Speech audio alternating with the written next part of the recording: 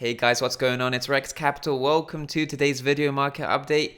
We're going to be talking about what has just happened in Bitcoin's price action, what's happened in Ethereum's price action, and what's not quite happening in Litecoin's price action. Because Bitcoin and Ethereum have confirmed their bull market. That's the most important thing to mention. And in that context, we have to also look at Litecoin, what it's not doing, what's not quite happening for Litecoin. But the fact that Litecoin isn't just yet following Bitcoin and Ethereum in confirming a bull market just means that we have to first play Bitcoin and first play Ethereum before we move on to Litecoin. And when it's ready, once Litecoin is ready to break past its multi-year trendline resistance, much like Bitcoin has and Ethereum has most recently, that's when we should be focusing on Litecoin, because Litecoin tends to lag whenever we see a breakout in Bitcoin or Ethereum in their new bull trends. So before we dive into today's video update, a quick message from our sponsor. XBT is a Bitcoin-based margin trading platform that offers access to over 50 assets, including cryptocurrencies such as Bitcoin, Ethereum, Litecoin, and Ripple, but it also offers access to Forex, commodities, and a variety of indices. Prime XBT offers deep liquidity with minimal slippage, attractive leverage, competitive fees, and some interesting features to help take your trading to the next level, such as one-click trading and unique order types that are very useful in trading breakouts.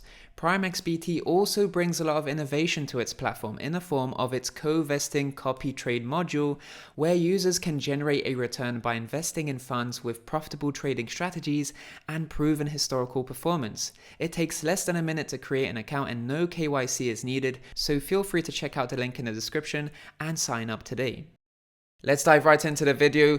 Bitcoin on the monthly chart. This is the most important thing that we need to bear in mind, because we've seen a lot of volatility and we've seen a lot of up and down. The most important thing to bear in mind here is that Bitcoin has made a historic monthly close above 10,800.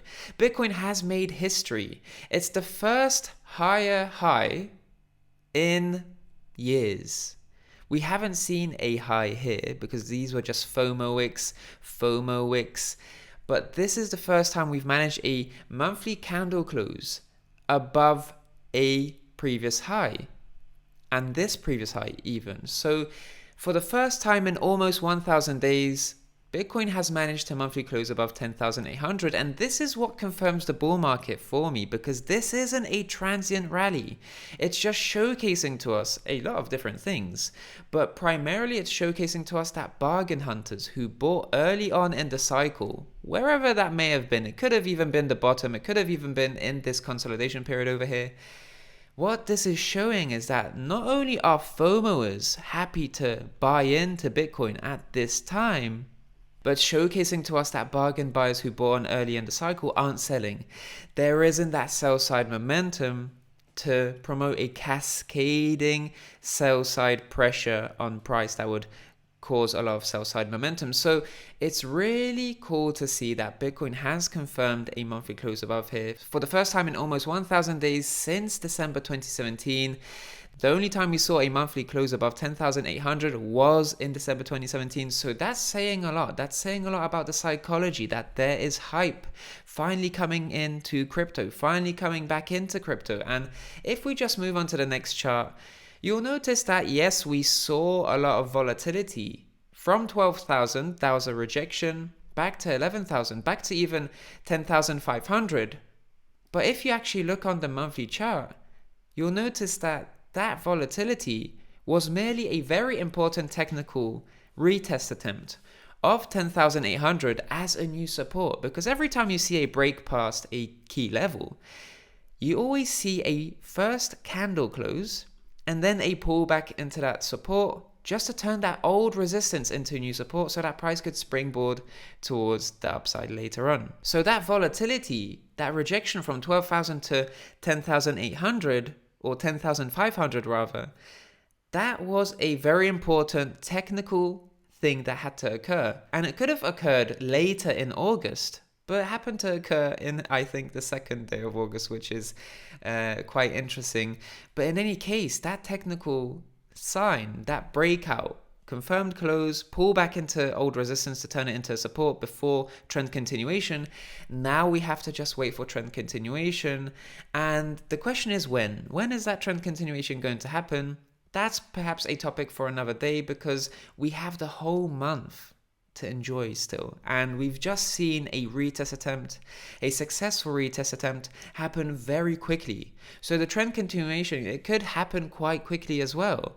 But the most important thing to bear in mind is that the fact that we've seen a pullback, number one, it was very important to see that pullback on the monthly, because that's what we have to see in terms of breakouts. Breakouts have to have a retest attempt before they can move higher. So that's number one, a very technical, important thing that had to happen. Number two, whatever dip we're seeing now doesn't change the fact that we've broken past a multi-year trendline resistance dating back to mid-December 2017.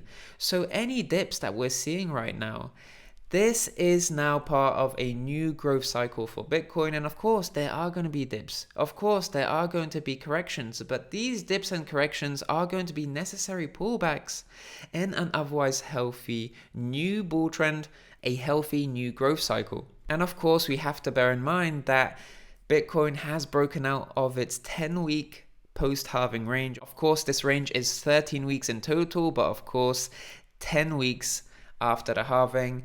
And the way that we have to think about it in terms of history is that after halving 1, it took 8 weeks to break out into the new bull trend. It took 12 weeks after halving 2. And historically, it has taken many weeks for the halving to translate into price. This is something I posted about in May, mid-May. And now cycling all the way to August of today, 3rd of August, 2020, it's taken Bitcoin 10 weeks to break out from its post-halving range. And essentially speaking, post-halving consolidation has always translated into reaccumulation and later post-halving breakouts from these ranges. So that's a fantastic thing to note, because once again, history has repeated itself. And this isn't the only coin that history has repeated itself on. History has repeated itself on Ethereum as well, as we'll speak in a little bit as we progress in the video. But history has already repeated itself for Bitcoin, and we just have to bear in mind that these ranges are reaccumulation ranges. These are opportunities for reinvestment from buyers that perhaps missed out on the entire rally or want to just reload before further continuation, which we're seeing right now. But the other thing about history, and this is what we're going to be talking about in the next few videos, so subscribe to the channel if you haven't already, because we're going to be talking about post-halving price tendencies and what we're going to have to look for those tendencies to fully play out. And one of those tendencies is apparently a pullback towards the range high of the previous reaccumulation range. So that would be 9,700, 9,650. That's an interesting thing to bear in mind now that we're at 11,000. So there are a few analyses that I'm going to be sharing with you guys as we progress throughout the week, just to give you guys an idea as to what we should be expecting going forward. But a wick on the monthly or a wick on a higher time frame back into 9,800, 9,700, 9,650, what an opportunity that would be. And that would be the ultimate confirmation that Bitcoin not only has repeated its breakout from this range, but it also showcased that we're truly following through on many different tendencies that Bitcoin tends to showcase throughout its history after the halving. So a pullback into this level would be the ultimate confluence, especially upon a successful retest. That would be the ultimate confluence that price is following history perfectly. So let's look at how that's going to turn out over the coming weeks. I'm going to talk about that in a bit more detail in the next few videos. So of course, if you haven't subscribed already, I've mentioned it already, but if you haven't subscribed to the channel. Definitely stay tuned for those videos. But another coin that's really following through on its historical price tendencies is Ethereum. And Ethereum has most recently broken past its 400-day downtrending resistance trendline, its 700-day ascending triangle top. And you guys know we've been speaking about this ascending triangle for a while now, and price has really rallied. It's broken out from this ascending triangle and it's gone on an exponential rally. But the thing that I also mentioned in one of my previous videos is I wouldn't go full bull on Ethereum until it did one thing, and that thing was to weekly close above 360, because we tend to see FOMO wicks past 360 all the way to 400 and even as far as 416. So this was 420, this was 400, and this over here was 364, which was a picture perfect rejection. But in any case, we've seen Bitcoin, or at least Ethereum, repeat its history with a FOMO wick right over here. This is a FOMO wick into 416. So beautiful historical recurring tendency in Ethereum, in the sense that we see FOMO wicks past this resistance. But this time is different. And this time is different because we've seen a weekly close above 360 for the first time in years. And the last time we've seen a weekly close above 360 was when we saw price rally towards 1,400, so the new all-time high for Ethereum. So this sideways channel, this 160 to 360 channel, has plagued Ethereum for a very long time, but now we're seeing the very initial signs that not only is a bull market confirmed for Ethereum, and not only are we seeing a pullback into 360 to test it as a new support before rallying higher, but we're seeing a new era for Ethereum's price action altogether. And now we don't have to look at Ethereum repeating anything like this, FOMO wicking past 360 and rejecting, FOMO wicking past 360 and rejecting. Now we have to focus on what happens once we see a weekly candle close past this 360 resistance, and this is what we have to go on. So very exciting times for Ethereum, because it's breaking out from a multi-year sideways channel that has consistently plagued Ethereum for the past few years. And this is now a new trend, a total shift in market psychology, a new trend altogether, and we're going to see further upside. And just like I mentioned in a tweet before we actually saw that confirmation, we saw a rejection from 416, and then price dropped all the way back to 310, I believe. So $100. We saw a $100 dump in Ethereum. But what I mentioned in my tweet was, as long as Ethereum closes on the weekly above 360, then we're going to see Ethereum rally more than $100. And this is indeed what Ethereum is setting itself up for going forward. So an exciting time for Bitcoin, but perhaps even more so for Ethereum. And the last coin that I'd like to talk about in today's video is Litecoin. And Bitcoin and Ethereum have confirmed new bull markets. Ethereum is looking fantastic. Bitcoin perhaps maybe wants to even consolidate a bit, but also looking really good as well.